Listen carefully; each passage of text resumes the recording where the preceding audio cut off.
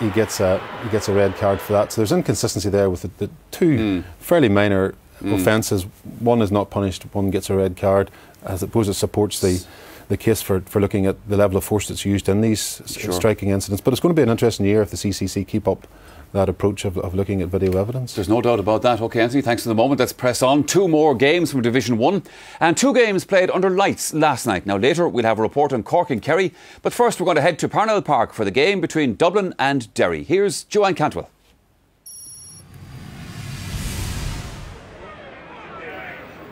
These two teams had opening wins over the last 2 All-Ireland champions. Their performances certainly hadn't been of September vintage, but again at Parnell Park, both initially looked eager to further shake off winter cobwebs. Eamon Fennell got Dublin off to a solid start, again showing his ability to score from midfield. The home side had the upper hand in a blistering opening, although Kevin McManaman found support hard to come by. He did well to squeeze his point through as Dublin went 4-1 up. But their discipline was lacking in defence at times, and 3 frees kept Derry in touch. Aidy McLaughlin with their first from play had them level, 2 more frees, and somehow they were 2 up by half-time. Damien Cassidy can't have been that happy though. He'd made 2 substitutions before half an hour had been played. The changes on both sides poured in the second half. And though James Keelt got a nice early score for Derry to cancel out points from Blaine Kelly and Fennell, the game was deteriorating and Dublin were improving. Still, it took them to the 55th minute to convert that into scores. But once Brendan McManaman pointed them ahead, it seemed to open the floodgates. 2 more unanswered points followed before Kevin McManaman took hold of the ball on the halfway line and put the head down. Patsy Bradley paid close attention, but the Dublin forward produced a fine finish to put the nail in the Derry coffin. Derry had managed just 1 point the entire second half and 2 from play the whole game, as Bernard Brogan completed a hard-working Dublin performance and a 111 to 7 points win.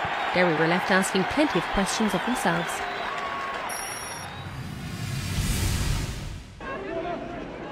Cork's promotion from Division 2 meant these neighbours met earlier in the year than is usual, but despite several new faces on show at Porky Ring, the rivalry remains as fiery as ever. The home side struck the first blow last night. Just 3 minutes had passed when Paul O'Flynn's incisive run was matched by Paul Kerrigan's strike. But the opening period's big talking points came midway through the half, as referee Maurice Deegan flashed no fewer than 3 red cards in quick succession. First, Cork's Noel Galvin received a second yellow for a foul on Kieran Donaghy, and he was followed to the line moments later by both Paul Galvin and Owen Cadigan, the pair perhaps harshly seeing straight reds for this tangle. With 14 men to Cork's 13, Kerry edged just in front after scores from Declan O'Sullivan and Donncha Walsh, but the Kingdom would find Daniel Goulding in particularly good form last night. His first 2 scores had Cork back in front 1-4-6 at half-time. Kerry were settled by the arrival of sub Barry John Keane, and a quick brace from the Cairns O'Reilly's men had the sides level once more, but Jack O'Connor's men too often fell foul of the new hand-pass rule, while for Cork, Goulding continued to prosper. Brendan Keeley did deny him a goal, but he still found points range, and when Michael Shields got in the act too, Cork were 3 up 10 minutes from time. Kerry sub David O'Callaghan did his best to steady the ship, but Goulding added his 7th of the night before Kerrigan rounded off matters beautifully to see Cork home on a 112 to 12 point scoreline. Kerry pointless after the league's opening rounds. Cork were a perfect 2 from 2. Joe Stack and Joanne Cantwell reporting there. Anthony, let's look back at the Dublin-Derry match. Obviously, from your own county's point of view, Derry's point of view, disappointing. Dublin's still going nicely, though. Yeah, like Mayo, they've started off very well. A lot of the new players that Pat Gilroy has brought into the setup seem to be doing the business, and they're certainly going in the right direction. But I suppose what he wants to avoid is a lot of hype with the Dublin team, and he wants to, I suppose, keep those lads' head on the ground and keep them playing the way they're going. Derry just as inconsistent as ever, I suppose. Joanne was saying that Derry will be asking questions of themselves. What questions? They will be. Well, inconsistency has been their Achilles heel now for a few years. They're on their night when they want to do it. They can compete with anyone, as they showed last week against Tyrone, but they seem to take nights off, and as they did last night against Dublin. Cork and Kerry might be only the middle of February, but the rivalry will always be there. Yeah, the game of football eventually broke out in that one after about 25 minutes, and when a few men were sent off. Now, it was very, very unsavoury stuff for long periods of that game. just teams that have played each other too often and fed up of the sight of each other.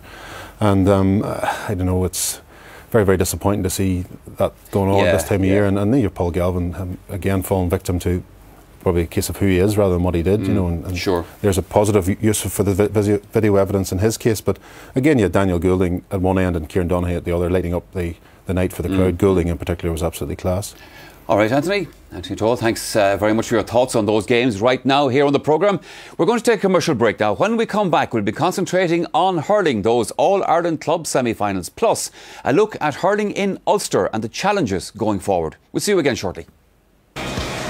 Down towards James Bowles, who seems to have moved out towards the 40, and it left a gap here.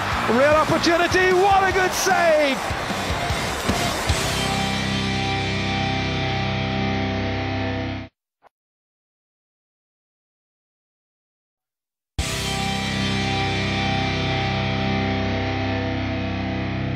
You're welcome back again to Sunday Sport. Now we'll be concentrating on hurling for the next while here on the programme, and to that end I'm joined now in studio by Cyril Farrell and also by Michael Duignan, and we'll be hearing from them in a little while. First though, we're going to have a look at this afternoon's All Ireland Club semi-final between Ballyhale Shamrocks and Newtownshandrum. Now, any hurling encounter involving Kilkenny and Cork is one to look forward to, and this game promised to be a cracker. The commentary from Semple Stadium in Thurles is by Ger Canning.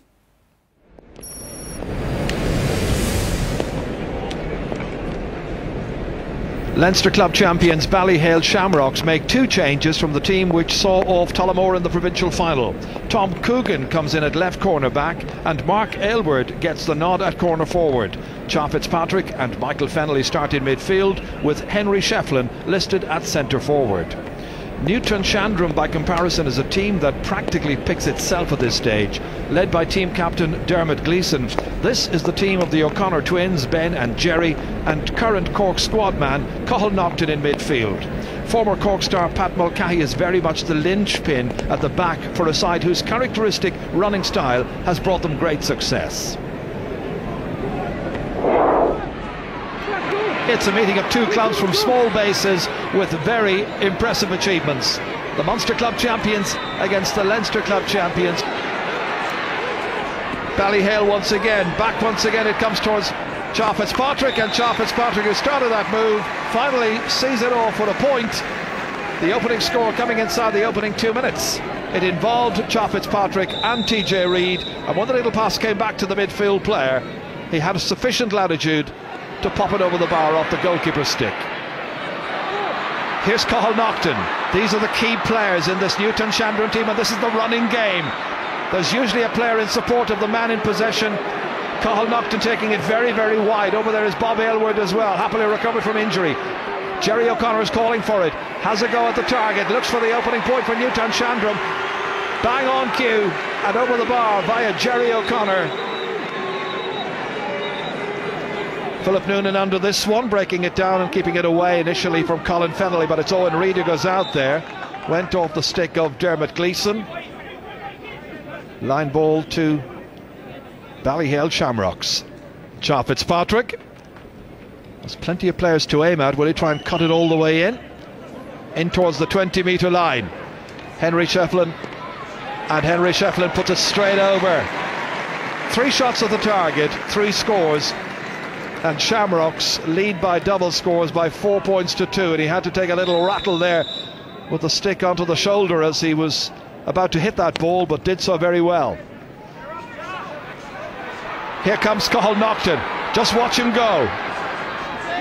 Great reply. He's always onto those breaks inside the half-back line, and he's got great pace, great penetrating skills. Given an opportunity, he'll take it. TJ Reid, the left half forward, turning smartly, hitting it sweetly and putting it inside the left hand post. Great score by TJ Reid. That's Michael Fennelly, whose sons are out there playing. He's the team manager. Drop down there by Colin Fennelly, but only as far as his brother Michael, and Michael Fennelly hits it in from a distance. Goalkeeper stops it well. He's been busy. Well, he began, the busier of the two goalkeepers, definitely. Jerry O'Mahony here. Oh, it's a terrible ball away, only as far as Henry Shefflin. Back it comes once again, and that's put over the bar. Really nice score this time by Mark Aylward. First of the match for him. Down towards James Bowles, who seems to have moved out towards the 40, and it left a gap here. Real opportunity. What a good save! Cathal Naughton was coming onto it, and James Connolly provided the heroics. Well, again, Naughton's so good at exploiting space.